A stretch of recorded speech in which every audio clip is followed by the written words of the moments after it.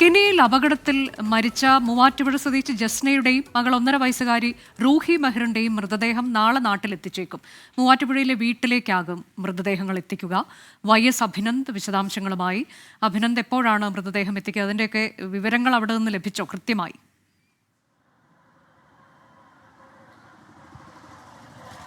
Anuja, കെനിയയിലെ bus അപകടത്തിൽ മരിച്ച തൃശൂർ വെങ്കിടങ്ങ് സ്വദേശികളായ ജസ്നയുടെയും റൂഹിയുടെയും മൃതദേഹം നാളെ എത്തിക്കുമെന്നാണ് ഇപ്പോൾ പ്രവാസി നോർക്ക റൂട്ട് അടക്കമുള്ള നോർക്ക റൂട്ട്സ് അധികൃതർ വ്യക്തമാക്കിയിരിക്കുന്നത്. ഇവർ മലയാളി സമാജവുമായിട്ടും നോർക്ക റൂട്ട് അധികൃതരുമായിട്ട് നിരന്തരമായ ആശയവിനിമയം നടത്തി.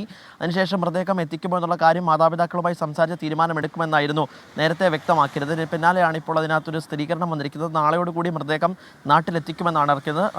അപകടത്തിൽ പരിക്കേറ്റ ഭർത്താവ് മുഹമ്മദിനെയും നാട്ടിലെത്തിക്കും. മൂവാറ്റുപുഴയിലെ വീട്ടിലായിരിക്കും മൃതദേഹം എത്തിക്കുക എന്നതാണ് ഇപ്പോൾ നോർക്ക റൂട്ട്സ് അധികൃതർ വ്യക്തമാക്കുന്നത്.